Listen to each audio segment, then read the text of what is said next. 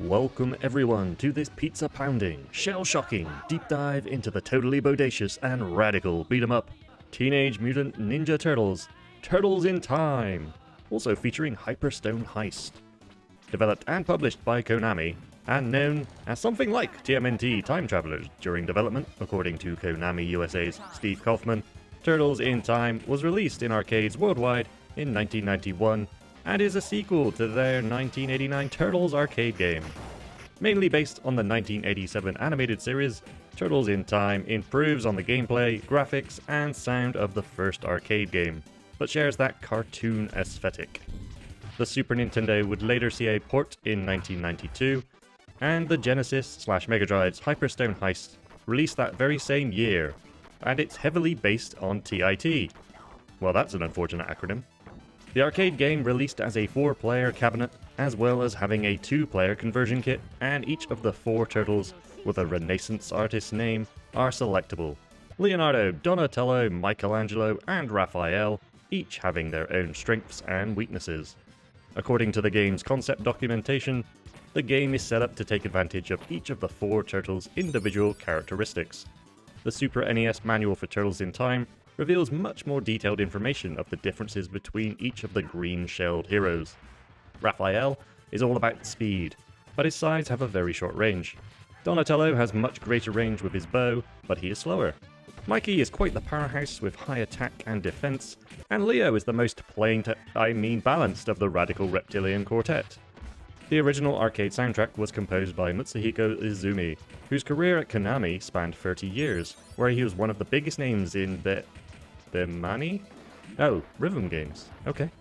Besides Bemani and Turtles in Time, Mitsuhiko worked on classic titles like Gradius Free, Metal Gear 2 Solid Snake, and Rumble Roses, as well as the 1989 Turtles arcade game. And everyone knows the Pizza Power song from the world-famous Coming Out of Their Shells tour, right? Well, if not, it was a concert tour that was held in 1990 to capitalize on the growing Turtles mania. I've been trying to talk her into an interspecies relationships for months now. Whoa, chill, man. And she won't do it, huh? No, she can't do it. Well, okay, coming up, the Turtles. Music for the SNES port was arranged by Kazuhiko Uehara, who started at Konami at the same time as one Hideo Kojima, and Harumi Ueko, who would later work on many of the Silent Scope games, as well as several of those Bemani games. While the graphics and sound of the arcade version are obviously superior, it also having the ability to have 4 players play at the same time, the SNES version was ported with special consideration to the abilities of that console. Yes, you can only have 2 players playing at once, and certain animations and sound samples are missing from the arcade, along with the missing vocals for Pizza Power. But 4 new bosses were added to the game, as was a new Technodrome stage featuring a boss battle against Shredder, who is sat in a battle tank that moves across the foreground. Also, the graphics, in my opinion, still look very good, bright, colourful, and very in keeping with the cartoon from this era. The Super Nintendo's Mode 7 would also be used in a modified Neon Knight Riders level, changing it to an over-the-shoulder perspective, which added a bit more variety to the game overall. The SNES also kept the ability to throw foot soldiers at the screen, something not found in Hyper Stone Heist, I might add. The console version of TIT also allowed you to intentionally throw enemies at the screen, unlike the arcade version, where it was random.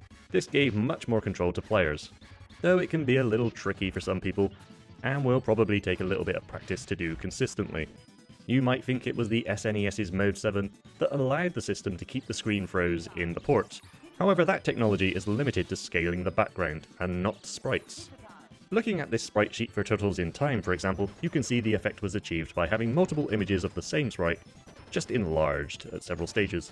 A time trial mode and 2-player versus mode were also added to the console port, making this a true at-home version of the arcade, if that makes sense. As mentioned previously, there was another different but in many ways similar Turtles game released on consoles at the time, known as Return of the Shredder in Japan, but as the Hyper Stone Heist in Europe and North America. The gameplay is heavily based on Turtles in Time, but only contains 5 levels, though these are each much longer than in Turtles in Time, and feature several transitions within each level. Controls are similar to TIT, but the ability to dash is assigned to its very own button, and there are fewer moves overall in Hyperstone. While Turtles in Time has a little over twice the colours on screen, Hyper Stone Heist has more animations, less flicker, and more background layers in use. The latter is particularly impressive on the surfing stage, where multiple scrolling planes for the ocean move at different speeds, giving the illusion of depth all the way back to the horizon. Hyper Stone Heist enemies are also much more aggressive, and the game feels a bit faster to play in general. Honestly, there are elements in both games that I prefer over the other, but we need to get back to Turtles in Time for this video. In terms of mechanics, Turtles in Time has 8 direction control with an attack button and a jump button. Hitting the attack button repeatedly chains together different attack animations. You can dash by tapping then holding either left or right directions, and the Super NES has an option to auto dash. Also, there are a bunch of moves that can be performed off of a dash, including a tackle, a flying kick, a sliding tackle, a ninja flip and dip for getting out of dodge and moving across screen, and apparently a cannonball attack. Personally, I've never been able to do this one. I don't know if the timing is ultra specific here. Like in the manual it says, start dashing as you press the jump button. Is that on frame 1 of the dash animation? I don't know. All I get is either a tackle or a slide when I try to do it. TIT aficionados, let me know if you can pull this off consistently, if at all. Pressing jump and attack together makes your turtle perform a special attack, which will take away a small amount of health, but it can help you get out of tricky situations. A mechanic found in many other beat-em-up titles. It's also possible to throw members of the Foot Clan around in different ways, either by bashing them from side to side onto the floor, or as mentioned earlier, by throwing them at the screen. In the arcade game, throws were done at random, so you had little to no control over it. Apparently the game checks certain frames and decides whether a throw is possible during an attack, but it's not really something you need to worry about, I think. The SNES version, however, gives you much more control over throws. The easiest way I find is to stun an enemy with a strike, then quickly move next to them. Then, to fling an enemy at the screen, press attack while holding a direction down. It seems to me that it's only left or right directions that work here, but I can do it consistently like this. To whip foot soldiers from side to side, move next to enemies and press the attack button. Here I find that tapping the direction button just before and releasing it, then pressing and holding attack works most consistently for me. This is a godlike move, as you are invulnerable while doing it, and it will clear enemies either side of you. There are also a variety of jumping attacks. Attacking at different points in a jump arc will lead to a different kind of attack in the air. Sometimes it's a little weird though. So yeah, there's quite a bit to this game's combat, and you'll even occasionally find a pickup item that will cause your turtle to spin wildly. While this is active, you can control the direction and take out all the enemies on the screen. And of course, don't forget to replenish your health with street pizza. Street pizza. After selecting your turtle, the intro kicks in. Note that in the arcade version at least, you will need to stick to whichever turtle you have selected the entire playthrough. April O'Neil is here reporting live from the Statue of Liberty, when a giant Krang drops in and absconds with Lady Liberty. Shredder then laughs on the Turtles TV, and in the SNES port, Leo says, "Hey Shredder, bring that statue back, you bloated beanbag," which doesn't really make much sense. That's because it is taken from the arcade, but here Leo actually mentions Krang. Hey, Krang, bring that statue back. Who does indeed look a bit like a bloated beanbag. Because stages in Turtles in Time aren't all that long, and the difficulty isn't too hard, this will be a bit of a whistle-stop tour of the game. We'll also be going through the SNES version from here on out. So we start off in the Big Apple at Jesus Christ 3 AM. I'm gonna need some more coffee here. What is quite cool about these stage intros is that you get a kind of who's that Pokemon-like silhouette of the bosses that you will face later in this stage. We make our way through the construction site of some New York skyscraper, with various Foot Clan enemies in our path. This level introduces most of the types of foot soldiers that you will face in the game. Purple clan members, well that was poorly phrased, are your basic bitch enemies. We also see a blue foot soldier early on, and these wield bladed weapons like sais and katanas and battle axes. The game has various environmental hazards, and in this particular stage it's these wrecking balls pounding into the ground. Careful, else they'll squash you. But they can also take out foot soldiers, so that's nice. We now see a pink foot soldier. These usually have either shurikens or these tonfa things, which are super annoying as they can block attacks with them. Shurikens can also be annoying though, as they fly across the screen and often will hit you in the back of the head. Moving on, and a giant Krang head appears and shoots lasers from his eyes. It doesn't affect other enemies though, which is rather annoying. Now we come across these silvery white guys with nunchucks. They have a bit more range, but aren't really much of a threat here. And at the end of the level, we are met with Baxter Stockman in his mutated fly form. He flitters about the air with... is that an Uzi? Anyway, when he lands, it's time to kick some wing. After a while, Baxter shoots his laser hand thing, and as you whittle down a boss's health in this game, you'll notice that they'll change colour, and the more they flash, the closer to death they are. Bust up this buzzing freakazoid and yell Cowabunga! Time for the Alleycat Blues. We're now at street level, and if you time it right, unlike me, you can destroy this fire hydrant and hit enemies with the water. Orange foot soldiers make their first appearance, jumping down from the scaffolding here. These guys have kunai, which are like throwing knives, but later on they can have a kusarigama. I think that's how you say it. This siphon a chain thing. Foot soldiers pop out of the sewers and launch manhole covers at you, and if you aren't careful, you can actually fall down into the sewers, which will hurt. Here we have some roadkill Rodneys that only appear in the SNES version, the arcade version having these boxing robot things, which I don't recall being in the show, but maybe I'm wrong. Aha! And here is the screen clearing power-up I mentioned earlier. Totally radical, dude. On to the boss, and we have Metalhead to deal with. He has long-range melee attacks and a chest laser. He also likes to kick-stomp around the stage. He's not much of a threat though, to be honest. The third stage sees our heroes hurtling through the sewers on hoverboards. Not much to say here, just avoid or hit these foot soldiers, and avoid these spiky spikes and these spiky balls, as best you can. Ow, my toes indeed. Mystery pizza boxes litter this part of the level, so try to grab them and you might be rewarded. Legally-ish distinct xenomorphs pop out of the water next. They can be tricky to hit, but get as many as you can, and the level is over. Okay then. Oh, wait, no. It's one of the new bosses that only appears in the SNES version, the Rat King. The king rides this thing, which shoots torpedoes and occasionally spits out more spiky balls to avoid. Aim for the breakpoint, and job's a good one. Suddenly, the Technodrome appears. Get ready for a new level exclusive to the SNES. Mousers make their first appearance here. They will try to chomp on your arms and are a little tricky to hit because of their size. Toka and Razar appear towards the end of the level in a different place to the arcade game, where they are located several hundreds of years in the past aboard a pirate ship.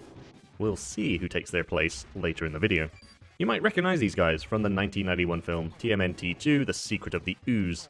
Razar breathes fire, and later can place flames down on the ground to burn your toes, and Toka has this sound wave ice blast thing, and likes to charge around.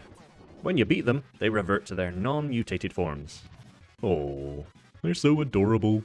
The beat-em-up staple that is fighting on an elevator makes its appearance here, and you fight waves of the foot, some roadkill Rodneys, and Mousers. After making it to the top, we get the cool Shredder fight which I mentioned earlier. The tin can villain attacks you from his battle tank in the foreground of the screen, as waves of foot soldiers come at you. This is where knowing how to throw your enemies at the screen comes in real handy, as that is the only way to damage old Shredhead here. If you play on hard mode, the members of the Foot Clan block your attacks with these tomfas, making it much more challenging to stun and throw them. Rather frustrating actually. Once defeated, Shredder sends the Turtles back to the past. All the way back, in fact, to...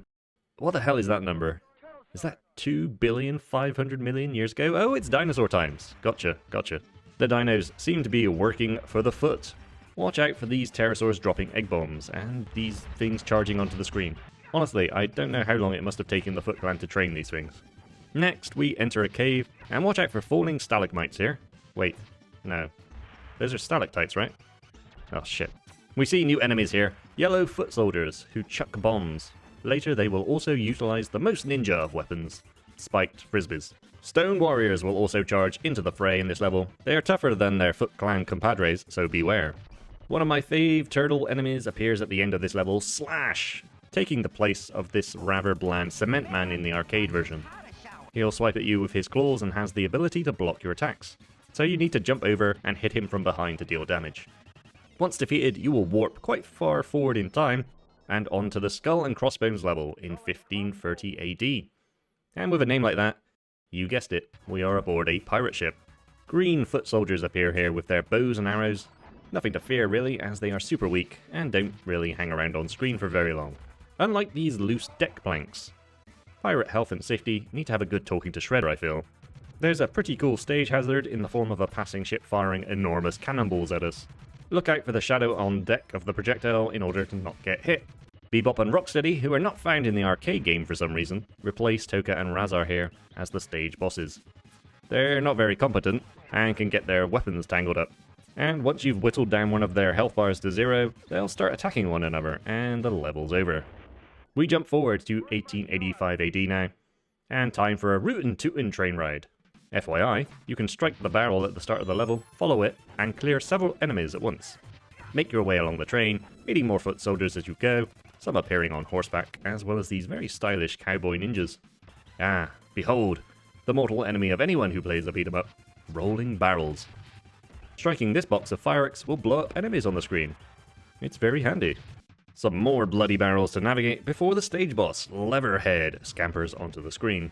He puts his dukes up and will straight punch you in the face if you directly square up to him. Jump kick him, hit him until he jumps to the side of the screen and starts throwing knives at you.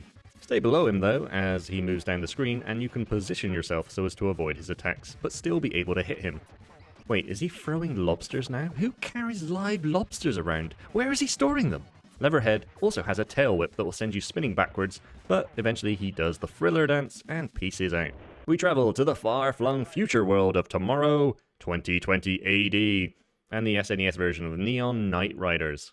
The arcade version is just a simple side-scrolling affair, but here we navigate the screen in Mode 7, and defeat the foot and electric mousers, with the colourful city in the background. And look at these foot soldiers in their heavy chain guns.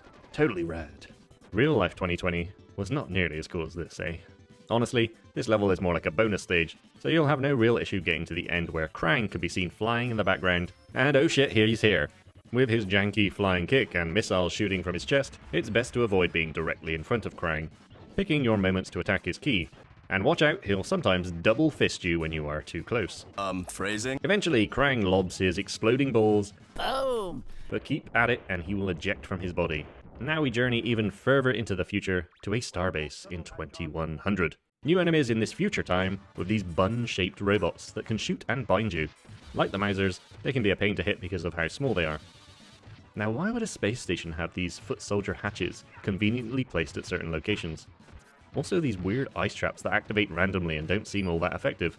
Big green balls as well, that are just dropping randomly. These traps are very questionable. They also hit your enemies. Okay, now Stone Warriors with grenade launchers is pretty cool. Wait, now they have electric lasers? Fuck these guys. And Krang is back, this time in a kind of hovercraft thing, and Shredder watches from a monitor in the background. Krang attacks with his bubble gun, which you can interrupt by hitting him just before he shoots. Once at half health, he starts to drop bun bots and pounds the ground. These bots can be really annoying, but just keep at it and you'll vaporize the pathetic bloated beanbag. And we go back to modern day, 1992 AD. Time to face down Shredder. I mean Kevin Nash. Yes, taking a cue from TMNT 2 movie, Super Shredder is the end boss of the SNES version of TIT. It's a super shredder! The arcade version simply has you facing off against a very normal Shredder with a very green sword. Super Shredder, on the other hand, has super speed and cycles randomly through 3 different attacks. Each begins with Shredder becoming enveloped by a specific coloured flame, so you can tell what attack will come next. A red flame indicates that a trail of flame will shoot out along the floor, a green flame that a fireball which can demutate your turtle, which costs you a life, and a blue flame, an attack that fires upwards at an angle and can freeze you. I find that it's easier to attack Shredder when he uses his blue attack. Green next can be a little bit more risky, and red is next to impossible unless you happen to be in the right place at the right time. Side note, Super Shredder also appears in Hyper Stone Heist on the Genesis/Mega Drive. Once defeated, the Turtles return to Master Splinter and wait, what? What do you mean the final test? Defeat the hard mode and you'll be true— what for fuck's sake? Okay, so I went back and completed hard mode as well, to get the true ending for you guys. So remember to hit that like and subscribe button for me, would you? The Turtles use their blimp to carry the Statue of Liberty back to its rightful place. April gives us a cheeky wink, she totally wants me. And Splinter is standing openly out in the crowd with a cheesy grin for some reason. Ah! Jesus, Mikey, calm down, you almost murdered your brother there. And that was Turtles in Time, folks. I hope you enjoyed your time looking back at this one. It certainly contains a lot of nostalgia for me, growing up as I did, with the Turtles cartoon of this time period. The arcade game was certainly a coin muncher, which should be expected, as that's what arcade games were designed to do back then. so having something like the Cowabunga collection, where you can add as many credits as you want, is very handy. The SNES version is fairly easy in hindsight, but both this and the arcade are fun to play still, especially with other people. Now listen to this sound clip, and guess, down in the comments below, what the next game of my deep dive series will be covering. Remember to hit the like button, it helps out the channel and these videos a lot. Also consider subscribing to be notified when these videos are released, and follow my socials. Until next time, be totally radical to yourselves and one another.